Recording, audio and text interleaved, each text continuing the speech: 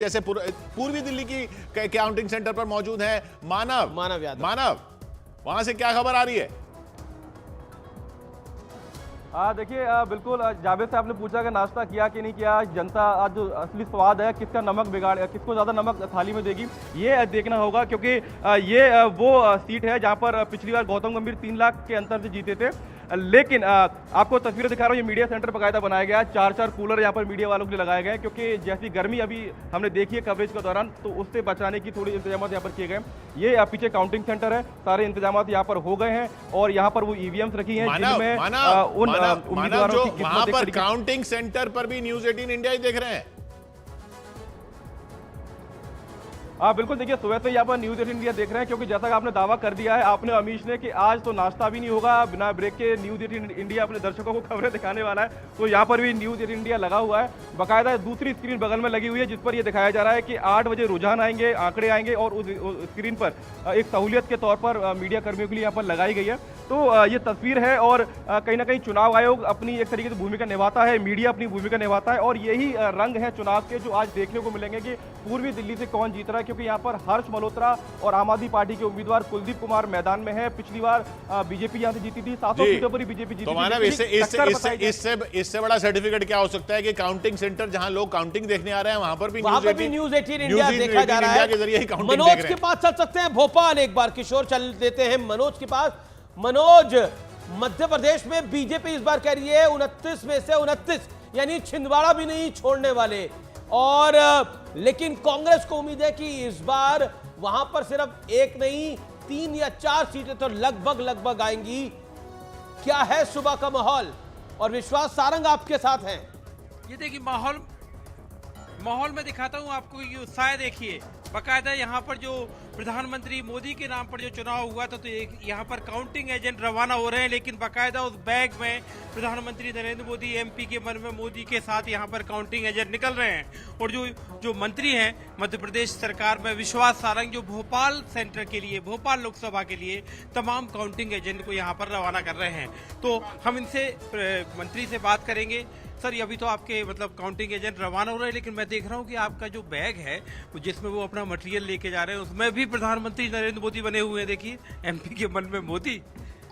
निश्चित रूप से एमपी के मन में मोदी, भारत के मन में मोदी, हर जगह मोदी ही मोदी, मोदी की सुनामी। और इस बार फिर भाजपा सरकार और 400 पार। मध्य प्रदेश में कांग्रेस बड़ी उम्मीदें लगाए, कांग्रेस तो कह रही है कि हम कम से कम 6 से 7 सीटें जीते। अब देखिए, काउंटिंग एजेंट उनके पहुंच जाए, इसलिए उनके नेताओं को ये तो बोलना पड़ेगा। हमारी तो तैयारी देखिए, हमारी तो पूरी टीम तैयार है मोदी को प्रधानमंत्री बनाने के लिए। और सुबह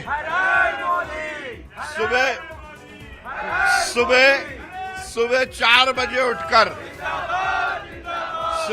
बजे उठकर खेड़ापति हनुमान जी महाराज की पूजा करके हम सब तैयार हैं। और एक हमारा पोलिंग जो काउंटिंग एजेंट है वो मुस्तैदी के साथ काउंटिंग के लिए जा रहा है, और ये सुनिश्चित हम कर रहे हैं। मनोज, एक सवाल पूछिए। विपक्ष ने, कब बीजेपी ने आरोप लगाया है कि कांग्रेस कुछ बड़ा करना चाह रही है, कोई बहुत बड़ा खेल करना चाह रही है।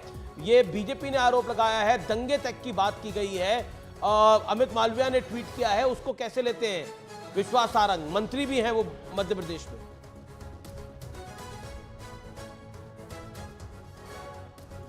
खेल कर सकती है, और अमित मालवीय ने कहा कि मतलब दंगे तक करा सकती है। कांग्रेस विध्वंस की राजनीति करती है, और विपक्ष के नेताओं ने जिस प्रकार से कहीं कीट कहीं करोड़ा और भानुमति ने कुंडवा जोड़ा, जो अभी तक एक दूसरे को गाली दे रहे थे, मोदी जी को रोकने के लिए या देश को तोड़ने के लिए सब एक हो गए, और एक होकर अनर्गल कोई भी काम कर सकते हैं। और ये इसका हमने देखा है कि कांग्रेस का ये इतिहास रहा है। उन्होंने हर समय, जब उनकी नहीं बनी है तो उन्होंने दंगा करवाया है, जब उनकी सरकारों में दिक्कत आई है या उनकी राजनीति में दिक्कत आई है तो उन्होंने देश को तोड़ने का काम किया है। तो निश्चित रूप से जब आज देश की जनता ने पूरा मन बना लिया है कि मोदी फिर से एक बार इस देश के प्रधानमंत्री बनेंगे और मोदी जी के नेतृत्व में सरकार बनेगी, तो कांग्रेस और विपक्षी नेताओं के पेट में दर्द हो रहा है। खड़गे साहब का आंकड़ा 295 का। खड़गे जी को हिंदी की गिनती ठीक से आती नहीं है। खड़गे जी ये बताएं कि वो जल्दी कब इस्तीफा देंगे। ये है विश्वास सारंग। देखिए यहाँ पर काउंटिंग एजेंट को रवाना कर रहे हैं और बीजेपी के तमाम कार्यकर्ताओं में खासतौर पर भोपाल सीट की अगर बात करें तो भोपाल तो वैसे भी बीजेपी का गढ़ माना जाता है। मनोज रोक रहा हूं आपको, माधवी लता कुछ हैदराबाद में बोलती दिख रही हैं। Particular seat that we win and bring justice to Lok Sabha Parliament Hyderabad. We all know that Modi ji in the entire 2 terms have tremendously worked, meticulously worked for the nation. And he has not just worked and left the love, but he has also left a beautiful autograph of Modi Ka Parivar in the hearts of all Bharatiya. I'm so sure that the entire country today would have been in their own prayers, blessing and Madhavi wishing Lata for Charso Hyderabad Park. में असदुद्दीन ओवैसी के सामने खड़ी हैं BJP की तरफ से। हालांकि exit poll में एक सीट एमआईएम को दी जा रही है और वो ये माना जा रहा है कि हैदराबाद की ही सीट दी जा रही है। सीट है माधवी लता के लिए, मुझे लगता है भारतीय जनता पार्टी को भी शायद पता होगा, बहुत कठिन सीट है। लेकिन अगर कुछ होता है, अगर कुछ चमत्कार हो जाए। बिल्कुल। अब अमेठी हमने लास्ट टाइम देखा, अमेठी में किस तरह से एक बदलाव आया। इस बार अमेठी में क्या होगा, रायबरेली में क्या होगा, दोनों महत्वपूर्ण सीट्स हैं। इसके अलावा एक बारामती में क्या होगा, बारामती में क्या होगा? बारामती पवार वर्सेस पवार है। लेकिन दिल्ली की हम बात कर रहे थे, जो दिल्ली की सीट, हमने तो चांदनी चौक की बात की क्योंकि एग्जिट पोल में एक सीट अगर बताई जा रही है तो वो चांदनी चौक की जा रही है। लेकिन चर्चा पूरे चुनाव में दिल्ली की जिस सीट की हुई वो है कन्हैया वर्सेस मनोज तिवारी। वहां काउंटिंग सेंटर पर मौजूद है प्रियंका, तैयारी पूरी? जी बिल्कुल, इस वक्त मेरी मौजूदगी जो है वो बिरला मंदिर पे है। दरअसल नई दिल्ली का जो काउंटिंग सेंटर है उसके बेहद पास है और यहाँ पर थोड़ी देर बाद बांसुरी स्वराज आने वाली है दर्शनों के लिए। और जिस तरीके से प्रवीण खंडेलवाल भी अभी बता रहे थे, तो तमाम जो लोग कैंडिडेट्स हैं बीजेपी के, उनको उम्मीद है कि सातों की सातों सीटें वो जीतने वाले हैं। हालांकि मनोज तिवारी की जब आपने बात की है तो मनोज तिवारी से जब कल हमारी बातचीत हुई थी तो कन्हैया के नाम को प्रपोज नहीं किया गया था। तब तक उनका दावा था कि 5 लाख वोटों से वो जीतेंगे। कल उन्होंने इस बात को कहा कि मार्जिन जरूर कम हो सकता है लेकिन जीत सातों की सातों सीटों पर बीजेपी कैंडिडेट्स की होने वाली है। सुबह बीजेपी के तमाम कैंडिडेट्स नई दिल्ली सीट पे इंतजार कर रही हैं। यहाँ पर बांसुरी स्वराज आएंगी, उनके सामने सोमनाथ भारती हैं, वो कहाँ हैं? क्योंकि उन्होंने कहा है कि अगर वो नहीं जीते और मतलब इंडिया का बार मुंडवा लेंगे, वो सर मुंडवा लेंगे अपना। वो हैं कहाँ?